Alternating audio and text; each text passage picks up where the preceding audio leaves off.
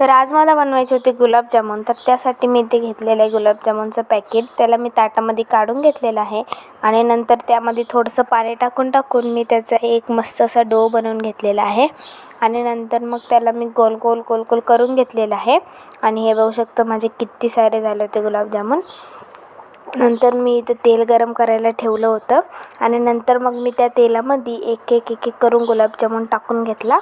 आणि इथे हा पाक बनवला होता मी आणि त्या पाकामध्ये पण मी एक एक तळलेले गुलाबजामुन टाकून घेतले. आणि हे बघू शकता माझे गुलाबजामुन इथे झालेले आहेत. त्याला मी भिजवून ठेवले थोड्या वेळ आणि मग नंतर मला तळलेले पण गुलाबजामुन खूप आवडतात, तर मी तेच खात होती. नंतर तो खाऊन झाल्याच्या नंतर मी अभ्यासाला बसली. संध्याकाळी 7 वाजता मी अभ्यासाला बसले. नंतर जेवण केलं. नंतर मग मी गुलाबजामुन खाल्ला आणि नंतर संध्याकाळी मी फटाके फोडायला गेली आणि नंतर घरी आली. आणि आजच्या पुरतं एवढंच. हर हर महादेव.